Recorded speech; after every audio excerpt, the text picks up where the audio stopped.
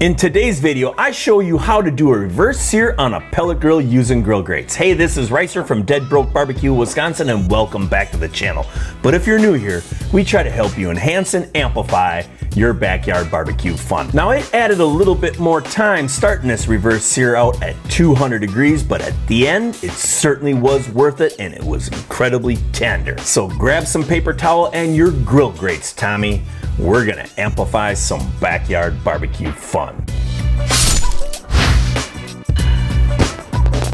I salt cured this cowboy cut ribeye steak for 36 hours. Now on the interwebs, there's always an argument. Is it salt cure, is it salt brined, or is it dry brined?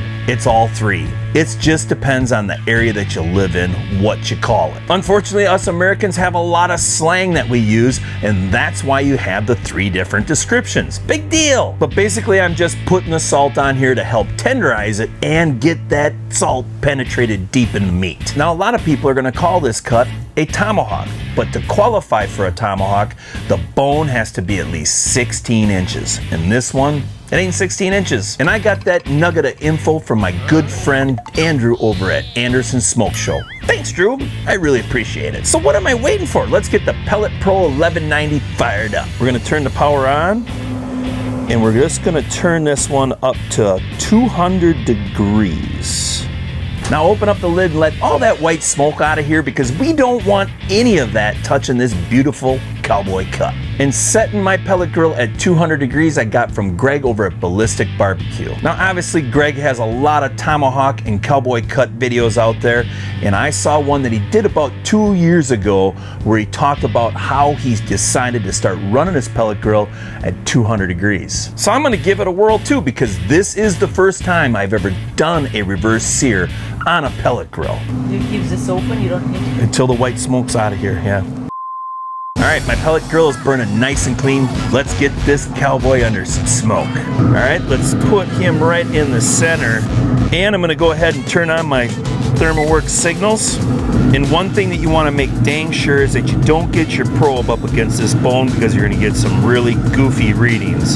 So typically, I like to try to get it in the center, but I'll hold that probe right above the meat and kind of pinch it off with my thumb so I kind of know where about is the center. And obviously you're gonna line it up in the center there, and you're just gonna have to get it pushed in. Now set a timer for 30 minutes, because once we hit 80 degrees, I'm gonna flip that cowboy cut over so we get good even cooking temperatures on that big old 2.5 pound cowboy cut. Now that big hunk of beef is starting out at 39 degrees. My half-an-hour timer went off, but I actually added another 15 minutes to get this cowboy cut up to 80 degrees internal. So let's get this thing flipped over. Now all I'm doing is just gonna flip it over, and that's it. Now I'll close up the lid, and I'm gonna set a timer for another half an hour, but I'm pushing this up to 125 degrees internal before we start to sear these. And then I'll tell you how long it took the Pellet Pro to get it up to that internal temperature. We're pushing that 125 degrees internal temperature on that cowboy steak, but I did one half-an-hour timer, and then I added a second. We're close enough. Let's go ahead and pull this off. Gotta get my gloves on, I'm touching meat. Open up the lid. Now obviously I got a good smoky color to this, but let's pull out our probe, grab this and pull it out, and we're just gonna set it on our cutting board, and we're gonna let it rest for a little bit. Go ahead and start getting our grill grates put together. And if you don't have this tool yet, get one. Check the links below, because this is a great way to go ahead and clean up your grill grates. Now I use the back side of my grill grates a lot, and it's typically for hamburgers, but I wanna go ahead and scrape some of this stuff off. Get a little bit of that out.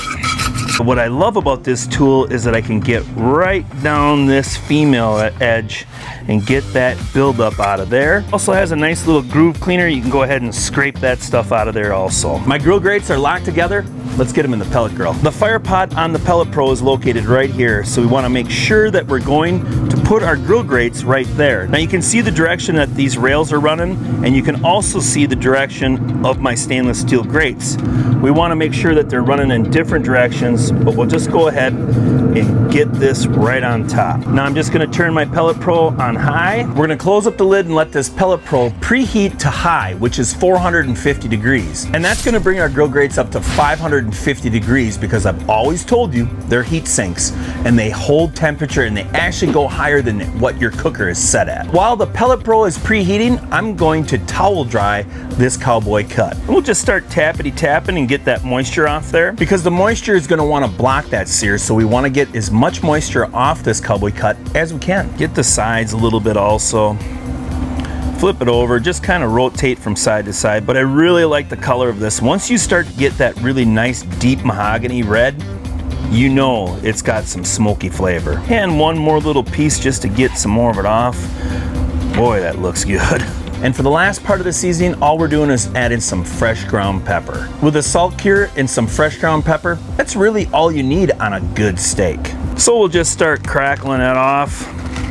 And I like the coarser grind, and I also just want to push that in. Now there's a little bit of moisture, but still just press it on if you can.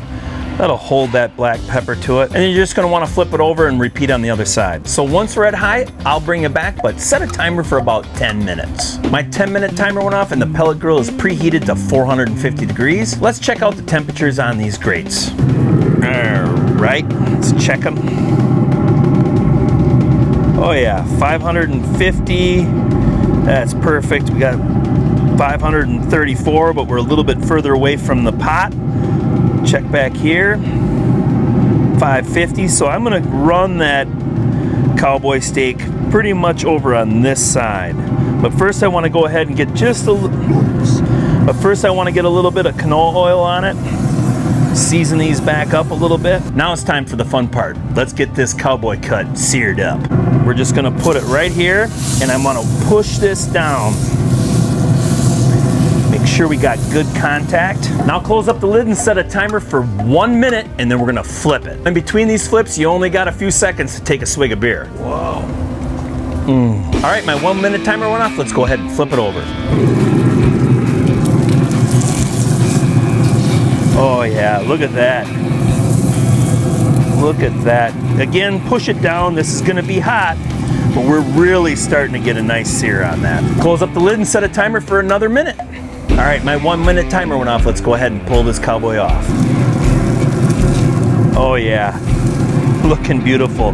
But what I usually try to do is get that fat. I wanna scorch that up a little bit too, so I'll just grab her by the bone, roll it across. Now there's a lot of fat in this one corner, but doesn't hurt to give her a little bit of grill grease sear. All right, here it is. It's looking pretty good. We're gonna set this back on the cutting board and let it rest for about 10 minutes, and then we'll slice into it. So this cowboy cut ribeye steak is rested for 10 minutes. Let's cut into it. Now you're just gonna wanna trim right along the bone first, get that off. And I'm gonna tell you, this is a great midnight snack right here. We'll set this off to the side. Go ahead and start slicing this up.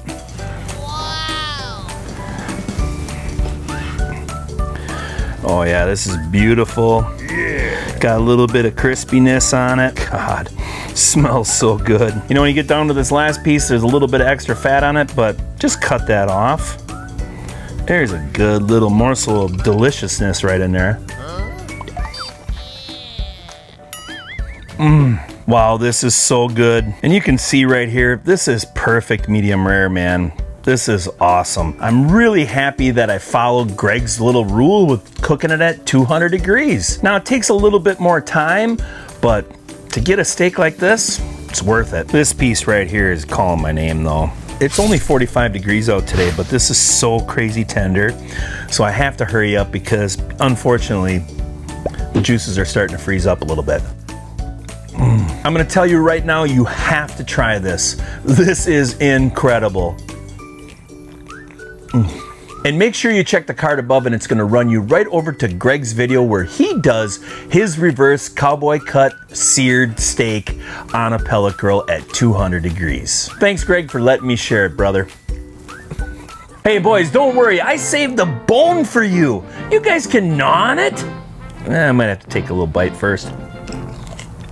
If you like this video, give it a thumbs up and become a subscriber. Turn on that notification bell because you don't want to miss my next video. And now is the perfect time to subscribe to the channel. But I appreciate you watching, and I'll see you in the next video.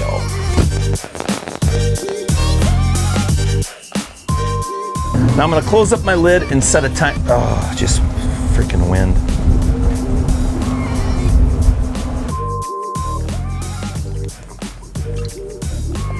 Wow. Get out of here. You're freaking kidding me, you stupid ass fly.